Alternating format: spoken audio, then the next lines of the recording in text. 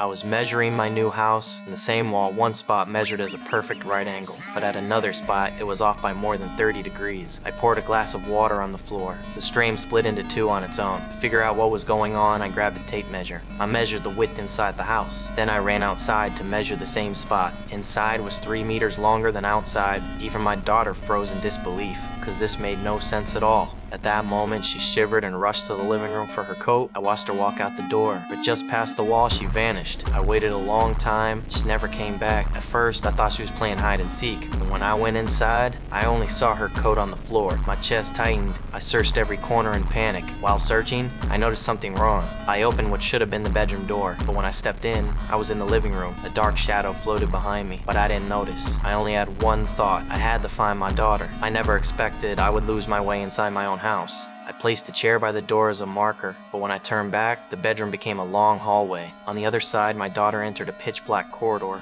A door slowly opened by itself. She walked inside. In the room, a woman lay in the bathtub. As my daughter stepped closer, an old man appeared behind her. Her scream cut through the air. I ran like crazy, chasing the sound, room after room, until I locked onto her voice. I kicked open the door, but I was back in the living room. My daughter was curled up on the stairs, shaking all over. I rushed and held her tight. When she calmed down, she told me there were other people in this house. Her words froze me to the core, because since moving in, we had seen nothing but strange things. The first day, when I brought my wife inside, I heard a man's voice coming from the wall, but when I told her to stay quiet, the voice stopped. I thought it was an illusion and ignored it, but that night was even stranger. When my daughter was about to sleep, a shadow flashed by her bed. At 10:30, I went to switch off all the lights. When I came back, my wife was already asleep. I was confused, because right before that, she had just finished washing up. What I didn't know was it was already 3 in the morning. 5 whole hours had passed. The next day, I went to a nearby shop. The owner saw me and told me a shocking secret. He said we should move out right away, because that house had several male owners before. They all disappeared without a trace, and every night, strange noises echoed inside. To the locals, this was a cursed house, but I just laughed and walked away. I was a screenwriter. I came to this quiet town with my family to focus on writing. That night, I opened my laptop to start, but behind the screen, I found one sentence written down. It told me to leave this house immediately.